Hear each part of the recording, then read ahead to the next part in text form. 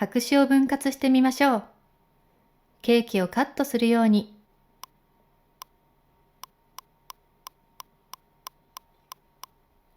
ピアノの鍵盤が出てきました。では、音の数を数えてみましょう。1、2、3、4、5、6、7、8、9、10、11、12。そして、最初の音に戻るので、音の数は全部で12音。突然ですが、この12音を仕切った円の中にカポッと入れていきます。それ。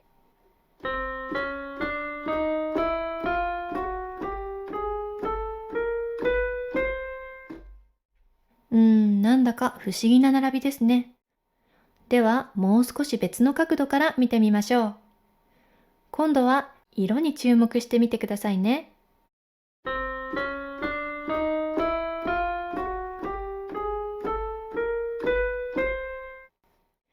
2色に分かれました。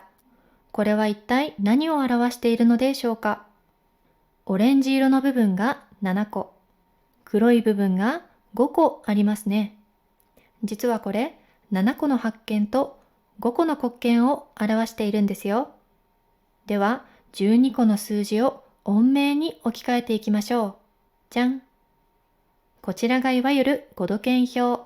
その一番シンプルな形のものです。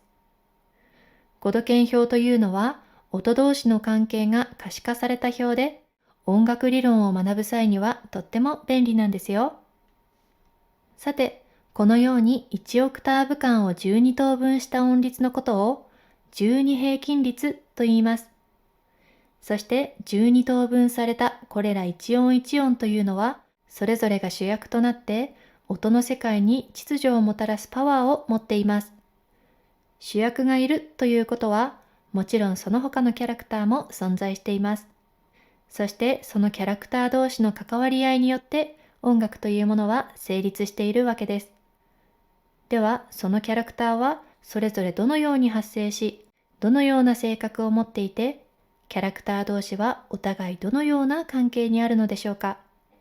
これからのレッスンで一つずつクリアにしていきましょうね。この講座では基本的に5度鍵表を使用しながらレッスンを進めていきます。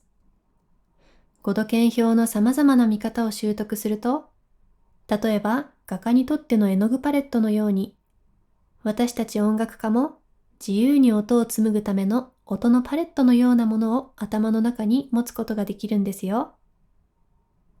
今回はその5度鍵表の基本の見方についてお話ししたいと思いますが、はじめに一つ注意点があります。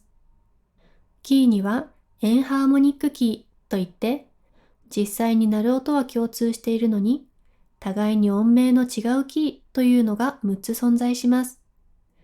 ですが、この講座ではなるべくシンプルにお伝えしたいという思いから、鍵盤上で目隠ししたキーは表示せず、こちらの5度鍵表を使用していきますので、あらかじめご了承ください。では、そのことを踏まえて、基本の見方をさらっていきましょう。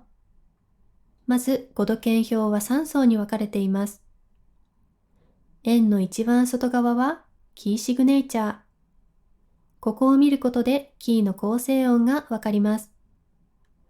例えば、キーシグネイチャーがついていないキーは、C メジャーキーまたは A マイナーキーを表しています。キーシグネイチャーが B フラットの時、それは F メジャーキーまたは D マイナーキーを表しています。中間層は主にメジャーキーを表しています。メジャースケールやメジャーコードについてもピンクの中間層を見ていきます。円の一番内側は主にマイナーキーを表しています。マイナースケールやマイナーコードについても、こちら円の一番内側、青い部分を見ていきます。中間層のみを抜き出した表は、12音を独立した1音と考え、それぞれの位置を表したものとなっています。まとめますと、外側はキーシグネイチャーを表す部分で、中間層ピンクの部分は主にメジャーキーやメジャーコードを表しています。内側青い部分は主にマイナーキーやマイナーコードを表しています。